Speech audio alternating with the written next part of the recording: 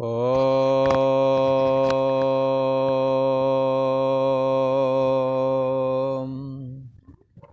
ओम गुरु ब्रह्मा गुरु विष्णु गुरुदेव महेश्वरा गुरु साक्षात् परम ब्रह्म तस्मै श्री गुरुवे नमः। योगेश्वर श्री कृष्ण भगवान की जय। ऐं सरस्वत्यै नमः।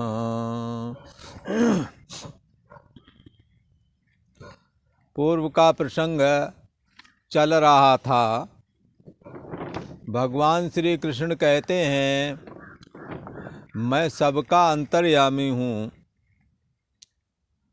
और मुझे मेरा जो अंतर्यामी स्वरूप है, जो परम ब्रह्म परमात्मा जिसके लिए निराकार कहा जाता है,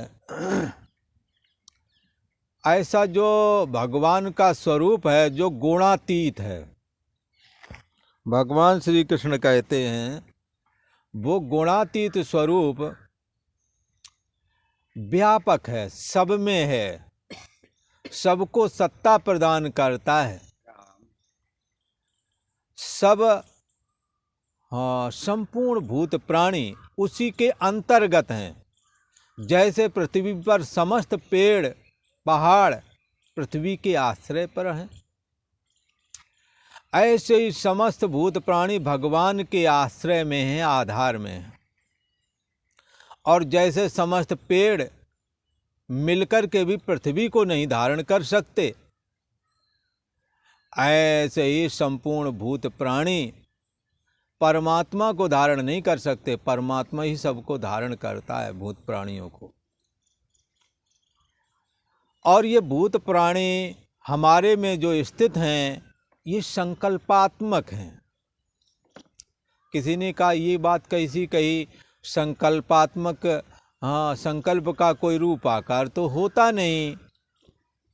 जैसे सोने में आभूषण एक गहने का संकल्प है, न कि सोने में कुछ बना है। सोना हर एक गहने का, हर एक आभूषण का आधार करके है। सारे गहने आभूषण मिलके सोने को तो नहीं धारण करते, पर सोना सारे आभूषण गहने आदि उनको धारण करता है, आधार बन करके। सारे आभूषण मिलकर के, गहना मिलकर के जैसे सोने को धारण नहीं कर सकते। बोले क्यों? क्योंकि जितने भी आभूषण हैं ये संकल्पात्मक हैं, न कि सच्चे अर्थों में ये कुछ बना है। ऐसे संपूर्ण भूत प्राणी संकल्पात्मक हैं। माया में, माया के थ्रू, आभास के द्वारा भगवान ने ये संपूर्ण भूत प्राणियों की संरचना संकल्प से की है। जैसे आभूषण बनाने वाले ने सोने में आभूषण का संकल्प कर दिया, मानो बना दिया कि बना दिया या बना जैसा दिख रहा है सोना, तो पाएंगे आभूषण एक कल्पना है जिसको स्वर्णकार ने, सुनार ने उसमें गढ़ दिया। जैसे पत्थर में मूर्ति को गढ़ दिया जाता है, पत्थर ही पुरुष अथवा स्त्री के आकार का दिखने लगता है। तो ये जो आकार है ये पत्थर का आश्रय नहीं बन सकता, पत्थर ही इसका आश्रय होता है। एक बात और भी है, मूर्ति के हर जगह अथवा जितनी भी मूर्तियां पत्थर वाली हैं, सब में पत्थर ही होता है। एक दृष्टि से और कहते हैं कि संकल्प का कोई रूप आकार तो है नहीं, संकल्प तो पत्थर में मूर्तिकार ने गढ़ दिया है। सोने में आभूषण सुनार ने गढ़ दिया है, पर ये एक कल्पना है आभूषण की, तो ये कल्पना अपने आप में है नहीं, पर आपको दिखती है। इसलिए कहते हैं कि सोने में आभूषण है, पर सच्चे अर्थों में सोना ही सोना है, आभूषण तो है ही नहीं। ऐसे भूत प्राणियों का वजूद परमात्मा से अलग होकर के नहीं, जैसे सोने से हटकर के आभूषण का कोई वजूद नहीं है, पत्थर से हटकर के मूर्ति का कोई वजूद नहीं है। मूर्ति में हर जगह पत्थर, आभूषण में हर जगह सोना जैसे विद्यमान है, ऐसे ही परम ब्रह्म परमात्मा हर एक भूत प्राणी में विद्यमान है, ओतप्रोत है। और जैसे सोना ही सबका आधार बनता है, काल्पनिक आभूषण कभी सोने का आश्रय नहीं बन सकता, ऐसे संपूर्ण भूत प्राणी भी परमात्मा का आश्रय नहीं बन सकते। परमात्मा ही सबका आश्रय रहता है। परमात्मा व्यापक है, संकल्पात्मक आभूषण अपने आप में वजूद जो नहीं रखता।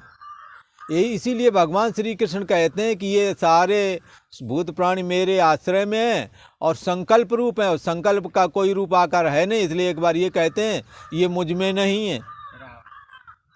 भाई सोने में आभूषण कहाँ है? आभूषण की एक कल्पना है, यह कल्पना का कोई रूप आकार होता नहीं। इसलिए भगवान कहते हैं, एक बार तो कहते हैं मैं संकल्प रूप संपूर्ण भूत प्राणियों का मैं ही आधार हूँ, फिर कहेंगे ये भूत प्राणी ही नहीं है। ऐसा करके भगवान ने इस 9वें अध्याय में बड़ा सुंदर ही ओतप्रोत करके वर्णन किया है कि किस प्रकार से मैं अंतर्यामी रूप करके सब में परिपूर्ण हूँ, जैसे सोना हर आभूषण में परिपूर्ण रहता है। तो भगवान श्री कृष्ण कहते हैं कि मैं सारे जगत का आधार हूँ, और ईश्वर जब माया को स्वीकारता हूँ तो मुझ चैतन्य रूप जो हो मैं परम ब्रह्म परमात्मा हूँ, मेरी समीपता मात्र से ये माया ऐसे ही सक्रिय हो जाती है जैसे चुंबक की समीपता पाकर के लोहा क्रियाशील हो जाता है और विविध प्रकार की चेष्टा करता है। ऐसे ही भगवान श्री कृष्ण कहते हैं मैं जो निराकार परम ब्रह्म परमात्मा हूँ, जो सबकी बुद्धि के देश का साक्षी हूँ, मुझ चैतन्य सत्ता रूप परमात्मा की समीपता पा करके माया और मन क्रियाशील हो जाते हैं और देह और जगत सक्रिय हो जाता है। ऐसा तो मैं हूँ, पर लोग हमें ऐसा कहते हैं ये भगवान श्री कृष्ण जो देह धारण करके 125 साल तक रहे, लोग जो मूढ़ बुद्धि वाले हैं, जो भगवत चिंतन नहीं करते, जो भगवान के प्रति श्रद्धा विश्वास नहीं रखते, अपने बड़े बूढ़ों की सेवा शुश्रूषा नहीं करते, माता पिता की सेवा शुश्रूषा नहीं करते, जो निष्काम भाव से अपने कार्य संपादन नहीं करते, भगवान की लीला कथाओं को जो नहीं श्रवण करते, जो संतों के आगे अपने सिर को झुकाते नहीं, गुरुओं के आगे, माता पिता के आगे, ते सर कट तूमर समतूला जे न नभें हर गुर पद मूला। जो भगवान श्री हरि के चरणों में जिनका मत्था नहीं झुकता, सतगुरु के चरणों में जिनका मत्था नहीं झुकता, ऐसा समझो वो कड़ुई तो एक होती ना लौकी गोल वाली, वो खाने की मतलब की नहीं होती है। ऐसे ही उस सर को समझना चाहिए जो अपने माता पिता के आगे नहीं झुकता, जो गुरुओं के आगे नहीं झुकता, जो परम ब्रह्म परमात्मा श्री हरि के मंदिर में जाकर झुकता नहीं है। भगवान श्री कृष्ण को जो मस्तक नहीं झुकाता, उसका मस्तक बेकार है, उसके नेत्र बेकार हैं, मोर के पंखे हैं, नेत्र नहीं। जो संत दर्शन और परमात्मा श्री हरि के दर्शन के लिए हम मंदिर नहीं जाते, संत दर्शन नहीं किया, संत सवा सपने नहीं देखी, ऐसे लोग मूढ़ बुद्धि वाले कहे जाते हैं। उनकी क्या धारणा है उस परम ब्रह्म परमात्मा के प्रति कि ये भगवान श्री कृष्ण है, कहते हैं हूँ तो मैं जगत का महान ईश्वर, हमारे से सृष्टि उत्पत्ति स्थिति और प्रलय का संपादन होता है, पर ये मूढ़ बुद्धि वाले क्या कहते हैं, ये भगवान श्री कृष्ण भी हमारी तरह ये जन्म लिए हैं और एक आम आदमी की तरह ही मानते हैं। और जब आम आदमी की तरह मानोगे इस जगत के ईश्वर को, तो यदि अपराध करोगे तो उसका दंड भी मिलेगा। एक आम आदमी की तरह ही बकवास कर रहे थे शिशुपाल, भगवान श्री कृष्ण के प्रति गालियां सुना रहे थे और उनका जो सुदर्शन चक्र है वो हाथ से गया और उसका गर्दन अलग कर दिया।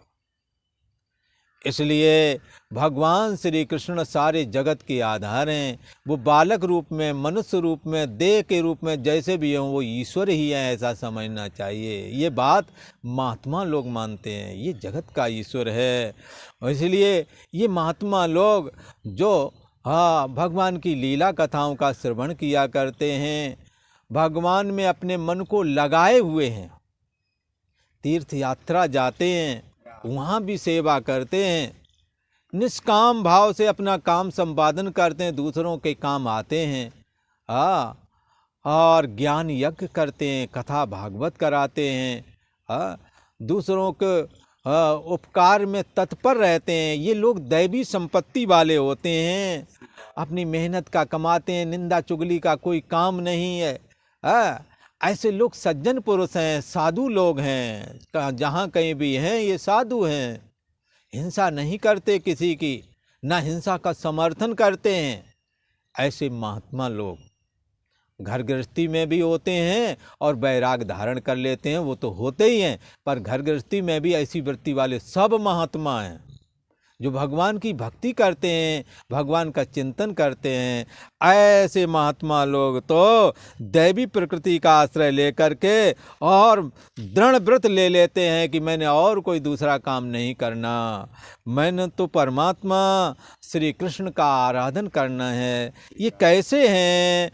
उसके लिए कहते हैं संपूर्ण भूतों का सनातन कारण मानते उन्हें। हाँ, भगवान श्री कृष्ण ही सर्वरूप हैं। वो ही माया को स्वीकार करके ईश्वर बन जाते हैं, मन को स्वीकार करके जीव बन जाते हैं, देह को स्वीकार करके वसुदेव देवकी के पुत्र बन जाते हैं। इसलिए एक ही देव है, गीता में पहले ही कह दिया देवकी पुत्र।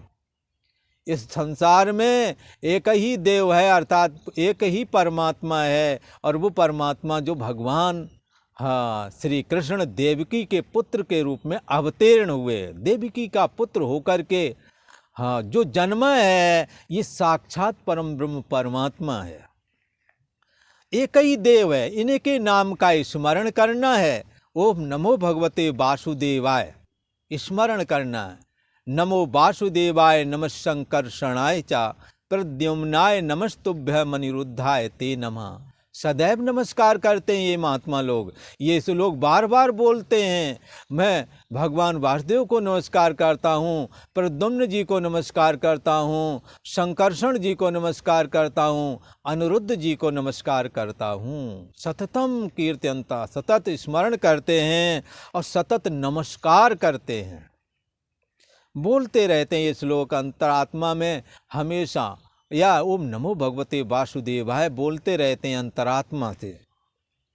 ऐसे महात्मा लोग निरंतर मेरे गुणों का और नाम का कीर्तन करते रहते हैं और मेरी प्राप्ति के लिए सदा यत्न करते हैं। ऐसे भगवान श्री कृष्ण ने मूढ़ पुरुषों की भी बात बताई और उन प्रेमी भक्तों की भी बात बताई कि वो हमारे को कैसा समझते हैं। और वो मूढ़ लोग जो आसुरी संपत्ति से युक्त हैं, जिनके आचरण शास्त्र सम्मत नहीं हैं, जो दूसरों को पीड़ा देने में बड़ा अच्छा मानते हैं, ऐसे लोगों को भगवान की ये महिमा समझ में नहीं आती। पर महात्मा लोग भगवान पर श्रद्धा विश्वास रखते हैं। ये सज्जन पुरुष कहीं पर भी हैं, चाहे घर गृहस्थी में हो चाहे विरक्ति में हो, ऐसे लोगों का सदा सत्कार करना चाहिए। भगवान श्री कृष्ण कहते हैं कि ये लोग हमारी महिमा को जानते हैं और मुझको सनातन बीज मानते हैं। और इसी तरह से और भी लोग हैं जो हमारे अनेक प्रकार से उपासना करते हैं। किसी ने कहा महाराज और कौन है, जरा उसका भी बताओ। तब भगवान श्री कृष्ण कहते हैं सुनो, बहुत सारे लोग ज्ञान के द्वारा एकत्व भाव से मेरा स्मरण करते हैं। अच्छा, ये एकत्व भाव क्या है? एक माने दो नहीं, एक जो दो जगह हो ना, कहे दो फलाना ऐसा फलाना ऐसा, तो कहे ये वो अलग अलग बोलते भले पर वो हैं एक ही, समय पड़ने पे एक हो जाते हैं। दृष्टांत के लिए बात बताई, पर जहाँ की बात है वहाँ ऐसा नहीं है, वहाँ दूसरी तरह से है। भगवान श्री कृष्ण हमारे हृदय में बैठे हैं, केवल हम उन्हें जानते नहीं हैं। किस लिए नहीं जानते हैं? क्योंकि जानने योग्य तत्व तो अंदर है और इंद्रियां बाहर की ओर देखती हैं। परांच खानी वितरण स्वयंभो, स्वयंभो ब्रह्मा ने संपूर्ण इंद्रियों का द्वार बाहर की ओर कर दिया है। नेत्र रूप बाहर की ओर देखता है और श्रोत यानी कान बाहर से शब्द सुनता है और रसना बाहर से रस लेती है। अंतरात्मा न परं पश्यति, अंदर की साइड में देखने के लिए कोई इंद्री नहीं है। तो बाहर की ओर जो इंद्रियां हैं, तो बाहर के दृश्य जगत में इंद्रियों के द्वारा जगत देखता है। इंद्रियां मन के द्वारा दिखती हैं और मन देखता है बुद्धि के द्वारा। यहाँ तक सब बाहर ही की ओर देख रहे हैं और बुद्धि के पीछे वाला जो तत्व है वो स्वयं बुद्धि को देख रहा है, उसको देखने वाला कोई है नहीं। लिहाजा बुद्धि का संबंध है मन से, मन का संबंध है देह और इंद्रियों से, और इंद्रियों का जगत से है। लिहाजा बाहर देखने की वजह से बाहर में ही आत्मबुद्धि हो जाती है, शरीर में ही आत्मबुद्धि हो जाती है। लेकिन ये जो ज्ञानवान अब लोग हैं जो एकत्व की उपासना करते हैं, वो क्या करते हैं?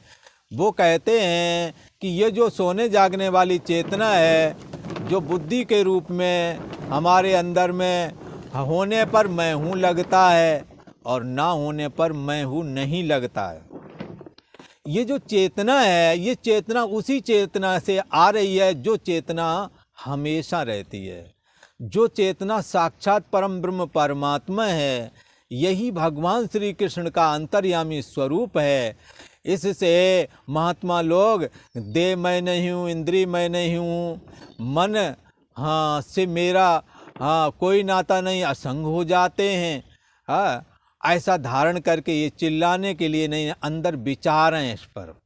और सोने वाली जागने वाली चेतना को जिसने सोना जाना, जिसने जागना जाना, वो जानने वाला तत्व ही असली तत्व है, यही आत्मा है। इसी के लिए गीता ने कहा आत्मसंस्थम मना कृत्वा, जीवात्मा रूप जो ये मन है इसको आत्मा में लीन कर दो। जैसे घड़े में भरा हुआ पानी जीव की तरह और समुद्र का पानी महान जल राशि है, ये घड़े को तोड़ करके समुद्र में डाल दो, एक हो गया। ऐसे ही आत्मसंस्थम मना कृत्वा, मन रूप घड़े में जो जीव भाव रूप पानी भरा पड़ा है, तो देहाभिमान को गलित कर दो, देह से असंग हो जाओ, मन से असंग हो जाओ, बुद्धि से असंग हो जाओ, घड़ा टूट जाएगा और फिर जाकर के जीव भाव परमात्मा में लीन हो जाता है। इसी का नाम है कैवल्य निर्वाण। ये जो है ये आप उपासना एकत्व भाव वाली है। ये ज्ञानवान वेदांत का श्रवण मनन निध्यासन करके इस साधना का अभ्यास करते हैं। श्रीमद् भगवद गीता का श्रवण मनन निध्यासन करके ये साधना की जाती है। भगवान श्री कृष्ण कहते हैं बहुत सारे लोग मेरी ज्ञान यज्ञ के द्वारा उपासना करते हैं और उसको निरूपण कर रहे हैं भगवान। ये गीता का 9वां अध्याय है और 15वां श्लोक है। भगवान श्री कृष्ण कहते हैं अर्जुन, ज्ञान यज्ञेन चाप्यन्ये यजन्तो मामुपासते एकत्वेन पृथक्त्वेन बहुधा विश्वतो मुखम। कहते हैं कि हे अर्जुन, अन्य और दूसरे भक्त लोगों की बात तो पहले बता दिया है। क्या बताइए? सततम कीर्तयन्तो मां, हमेशा हमारा स्मरण करते हैं, हमेशा प्रेम में, हमारे प्रेम में डूबे रहते हैं। पर अब ज्ञानी की बात बता रहे हैं। ज्ञानी की में कहते हैं कि हे अर्जुन, अन्य माम एक ज्ञान यज्ञ ने एकत्वेन जनता अपि। दूसरे ज्ञान योगी तो मुझ निर्गुण निराकार चैतन्य सत्तात्मक जो हमारा स्वरूप है उसको ज्ञान के द्वारा, हाँ, दे इंद्रिय आदि मैं नहीं हूँ ऐसा करके निषेध करके, निषेध के द्वारा फिर सबका निषेध करने के बाद जो बचता है वो है भगवान श्री कृष्ण का अंतर्यामी रूप, और वही आपकी और हमारी आत्मा भी है। हाँ, सबकी आत्मा, सबकी बुद्धि देश के साक्षी को दूसरा नाम दे दिया ब्रह्म। अब ब्रह्म ही जब बुद्धि देश का साक्षी होता तो उसी का दूसरा नाम दे दिया आत्मा। एक ही बात है। घड़े में जो पानी है उसको आत्मा कर देते हैं, और समुद्र में जो पानी है वो परमात्मा की तरह। इसलिए H2O मात्र जो पानी है वो दोनों में एक ही है। केवल उपाधि भेद है, उपाधि को हटा दें पर शेष से तत्व दोनों में एक ही है। तो ये ज्ञान योगी इस तरह से विचारते हैं, श्रवण करते हैं, मनन करते हैं, निधिध्यासन करते हैं। दूसरे ज्ञान योगी मुझ निर्गुण निराकार परम ब्रह्म परमात्मा को ज्ञान के द्वारा अभिन्न भाव से, ये सोने जागने वाली चेतना, उससे स्वतंत्र होकर कोई वजूद नहीं रखते। इसलिए सोहमअस्मि मैं वही वाली चेतना हूँ जिससे सब में चेतना जाती है, जिसके लिए कहते हैं चेतना चेतना नाम एको बहु नाम। जिस एक परम ब्रह्म परमात्मा रूप महाचेतन से हर जगह सोने जागने वाली चेतना सो और जाग रही है, और उसको जो जान रहा है उसका नाम ब्रह्म है। तद विजिज्ञासस्व, उसको जानना चाहिए अभिन्न भाव से। इसलिए सोहम वो मैं ही हूँ। सोहम सोहम की झीनी धुन से अपनी सूरत जगाते हैं। श्वास सड़क पर चलें संत जन, गगन महल को जाते हैं। ये आकाश की तरह व्यापक परम ब्रह्म परमात्मा में प्रवेश कर जाते हैं। ये तो हो गई एकत्व भाव से। दूसरे ज्ञानी लोग मुझे निराकार परमात्मा का, ब्रह्म का ज्ञान यज्ञ के द्वारा अभिन्न भाव से, कि वो मुझसे अभिन्न है, मेरे शरीर इंद्रिय आदि का कोई वजूद नहीं, बुद्धि का वजूद नहीं, पर से जो है वो मैं हूँ, ऐसा करके उपासना अभिन्न भाव से करते हैं। यही उनकी पूजा है। वो फूल पत्ती ना चढ़ाकर बस यही करते रहते, अंदर बैठे बैठे बैठ गए, बस इसी का चिंतन करते हैं। ऐसा पूजन जो करते हैं ज्ञान के द्वारा, हाँ, वो भी एक उपासना है, मेरी ही उपासना है, ऐसा भगवान श्री कृष्ण ने कहा। और बहुधा विश्वतो मुखम पृथक्त्वेन उपासते, और कई मनुष्य तो ऐसा करते हैं, बहुत प्रकार से उपासना करते हैं। हाँ, अब बसंत पंचमी आ गई, बोले माता लक्ष्मी सरस्वती की पूजा करनी है, इस समय प्रकट हुई हैं। रामनवमी आए, राम जी की करना है। कृष्ण जन्माष्टमी आए, अब कृष्ण भगवान की करना है। एक ही परमात्मा नाना रूप बदल करके प्रकट होता रहा ना, इसको विश्व रूप कहते हैं। विराट पुरुष की उपासना कहते हैं। हाँ, पानी के लिए वरुण की उपासना, हाँ, इंद्र की उपासना, कुबेर के लिए को उपासना करते हैं, कई धन के लिए। तो इस तरह से ये उपासना का क्रम विश्वतोमुख वाला कहा गया। रूप चाहिए, सुंदर रूप चाहिए, अश्विनी कुमार की उपासना करो, सुंदर रूप मिल जाएगा। तो पृथक्त्वेन, नवरात्रि आ गए, अब दुर्गा भवानी की पूजन करना है, ये पृथक भाव से उपासना, ये भी भगवान की ही उपासना है बंधुओं, पर पृथक भाव वाली उपासना है। तो बहुत सारे दूसरे लोग बहुत प्रकार से विश्वतो मुखम मुझ विराट रूप परमेश्वर की पृथक पृथक भाव से उपासना करते हैं। ऐसा कहा तो भगवान श्री कृष्ण कहते हैं, हे अर्जुन, दूसरे ज्ञान योगी लोग तो मुझ निर्गुण निराकार परम ब्रह्म परमात्मा का ज्ञान यज्ञ के द्वारा अभिन्न भाव से मेरा पूजन करते हुए मेरी उपासना करते हैं। और दूसरे बहुत सारे लोग तो बहुत प्रकार से जो ये विराट पुरुष स्थित है, कहीं देवी के रूप में, कहीं देवताओं के रूप में, कहीं गणेश के रूप में, कहीं सूर्य के रूप में, कहीं रामकृष्ण के रूप में, अनेकों प्रकार से उपासनाएं दूसरे मनुष्य भी पृथक पृथक भाव से करते हैं। ये सब उपासनाएं मेरी ही हैं, पर पृथक भाव से हैं। और ज्ञानवान लोग तो अभिन्न भाव से मेरी उपासना करते हैं। और आज इतना ही। ओम शांति शांति शांति।